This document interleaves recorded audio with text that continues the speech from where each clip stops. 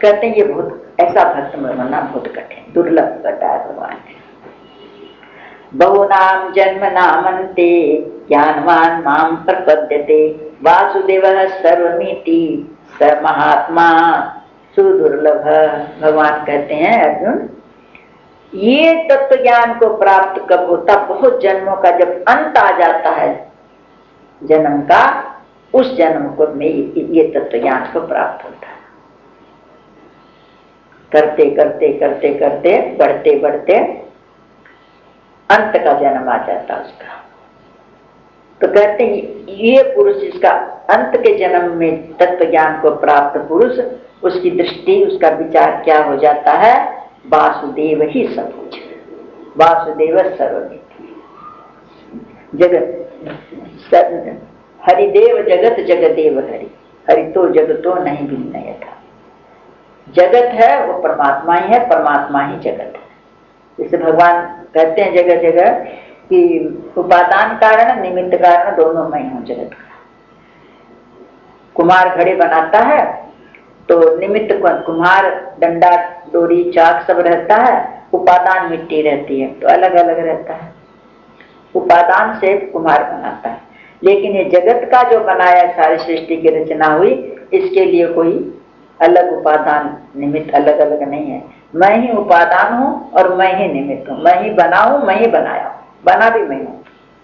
इतना इतना भगवान क्या खरीद के लाए क्या? ये सब इतना जो मांस मट्टी सब कहीं मटेरियल खरीदने थोड़ी गए थे, वो लाया थोड़ी मटेरियल अलग नहीं लाए, और स्वयं ही बने। पंचभूत का मन का संकल्प हुआ, बन गया सारा। तो कहते उसकी दृष्टि में ये हो जाता है वासुदेव सर्व, सब कुछ वासुदेवी। वासुदेव का मतलब ये बसा हुआ।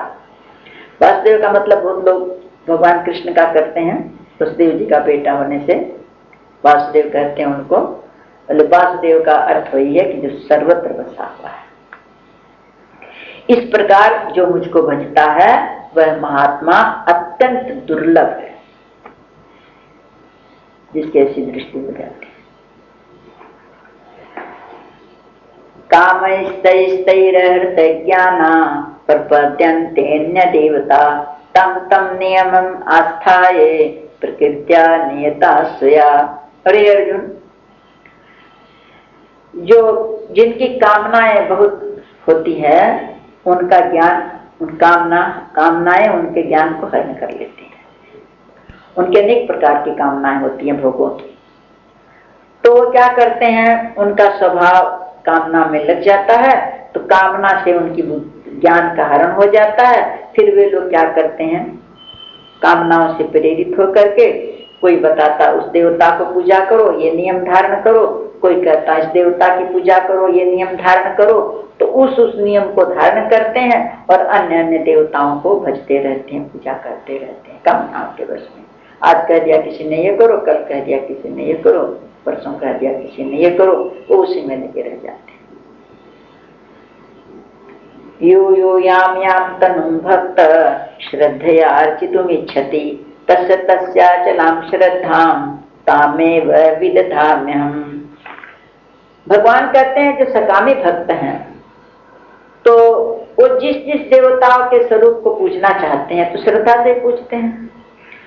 तो पूजना चाहते हैं वो लोग श्रद्धा से, जो जो उनकी कामना रहती है उसके अनुसार जिस जिस देवता को पूजना चाहते हैं।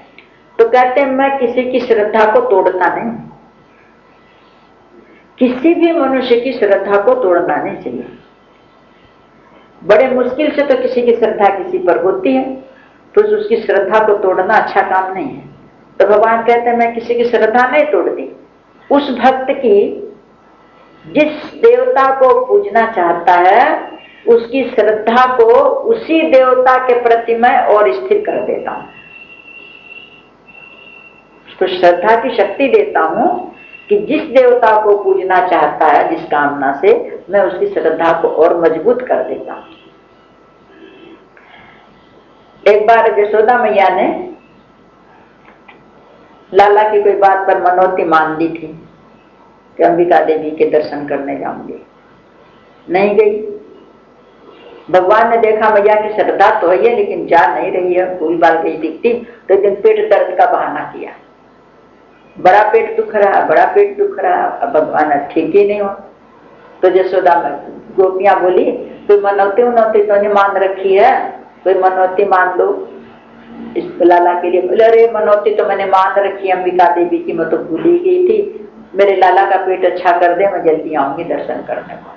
लाला का पेट तो अच्छा हो गया। फिर गए सब,